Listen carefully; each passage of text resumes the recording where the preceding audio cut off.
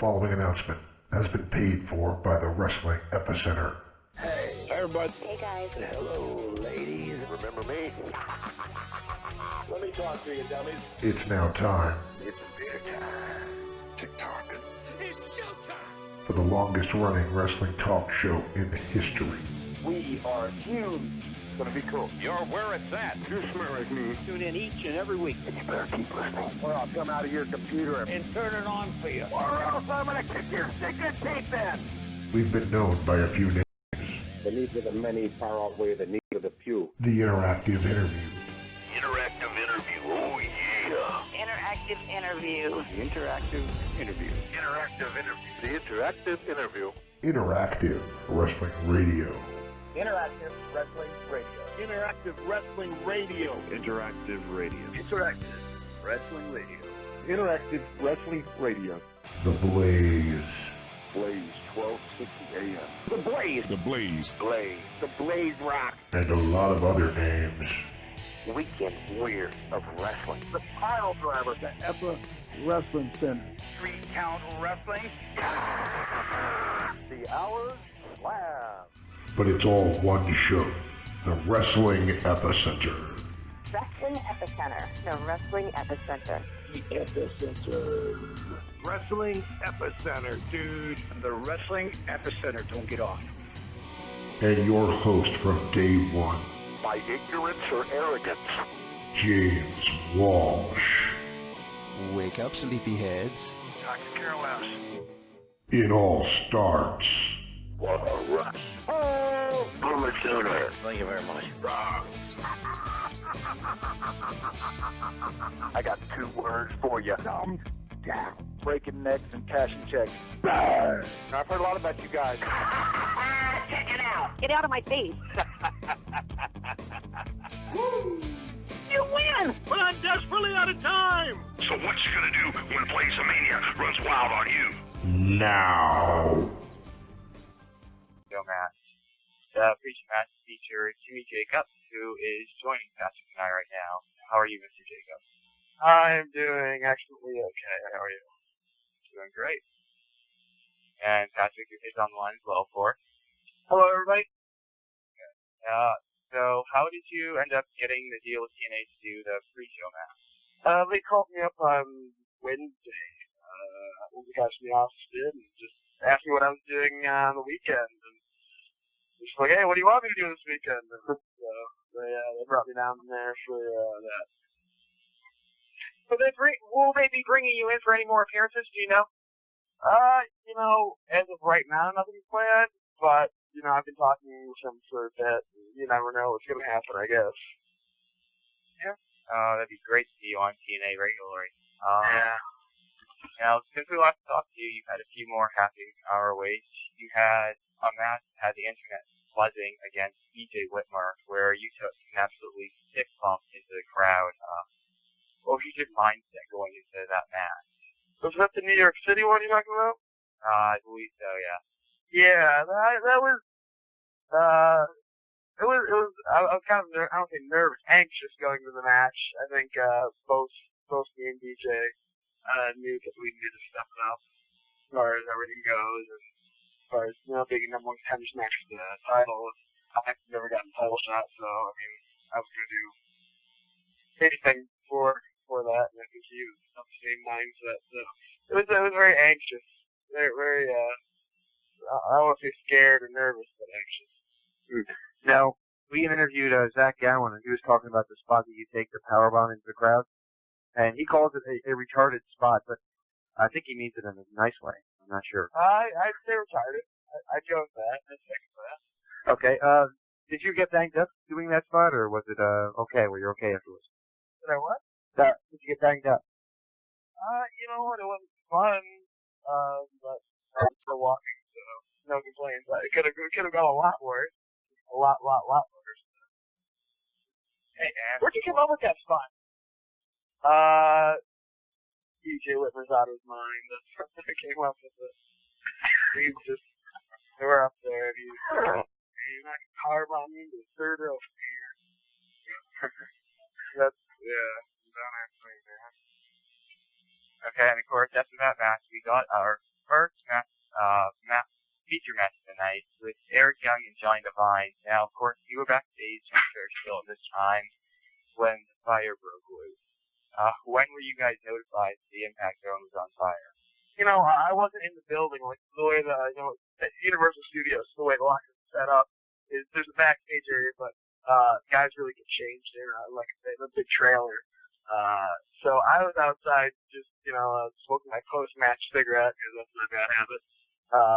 And after I put the cigarette out, I'm like, man, there's a lot of smoke from the cigarette. And it turned out it wasn't from me. It was coming out of the building. So I was kind of like just walking around. I'm like, yeah, what is all this smoke? And people were like running back and forth, and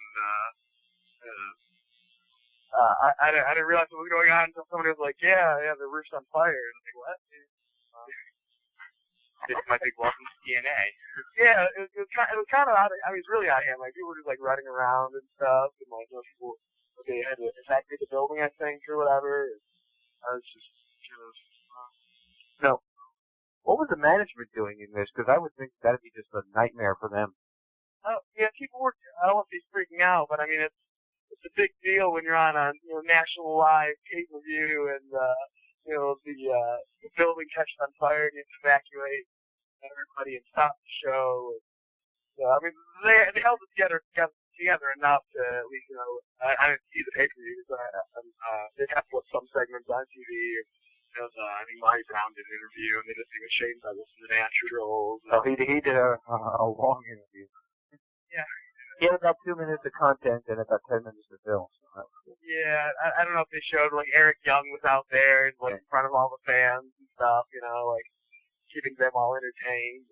There was a lot of quick, on-your-feet thinking, so at least they got to keep it going, which is good. I remember back in '95 when WWE had their power go out during a pay-per-view. Yeah, that's exactly what we flipped back to wear a dog. Yeah, that's what I thought about. I mean, that's the only other thing I could parallel it to. It's so ridiculous. Right. Now, what did you think when the crowd, when the fire broke out, the crowd actually sat there and started chanting? What did you think of that? I heard about that. It was hilarious. Like I said, I wasn't even in the building. I was like right outside the building when all this was going on. So, but yeah, my buddy who got the pay told me about that. So. Crazy Impact Zone fans chanting "Kumbaya." Yeah, ridiculous. My favorite was when the building was all full of smoke. The crowd, instead of thinking, "I better get out of here, or I'm gonna die," they start chanting, "You can't see us." Yeah, I thought that was pretty. Yeah, I think it's pretty wild. Both Eric Young and Johnny Devine were, I don't say shaken up, but with some of the stuff they sprayed, the extinguisher stuff, like all came down kind of in the ring during the match, I guess. They were inhaling it.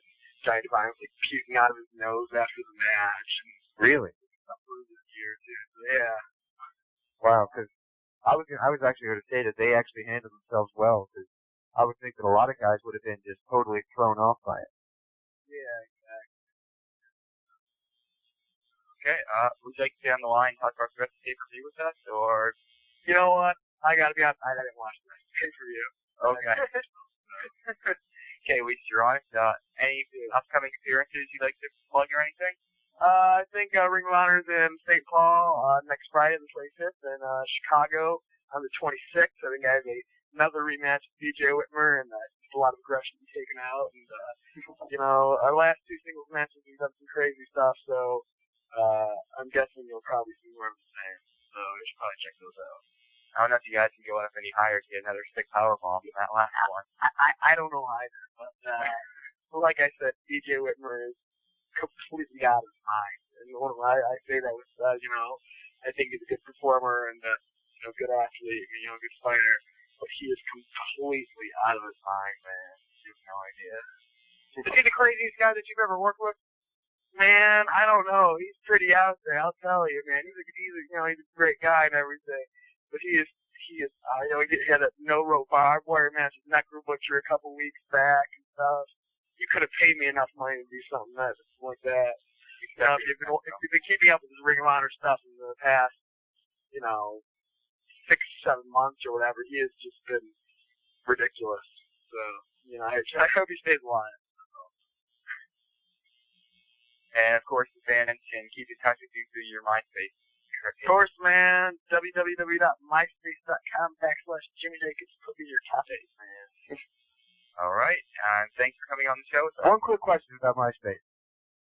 This is something I'm noticing about bands and, well, of course you have the ballad of, what is it again? I feel stupid for not remembering the last part of that. Bridal Relief. Okay. Yeah, but I'm noticing that a lot of these MySpace pages have a whole lot of raps on them. Yeah, that's what MySpace is for, man. Okay. Yeah, we had Marty Jannetty's part of our forums, and he does MySpace as well, and all the rats from the MySpace ends up on our forums, and it just is a headache. Oh, yeah. Yeah, absolutely. Especially when they're not interested in you.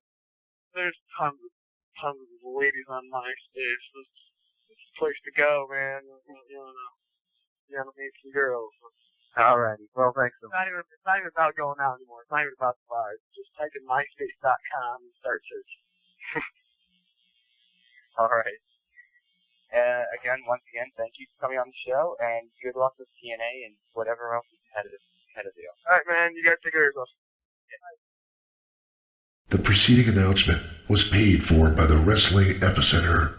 On the listen, and if you like what you heard, I'm glad. If you didn't like what you heard, go fuck yourself. Most people done hung up on me.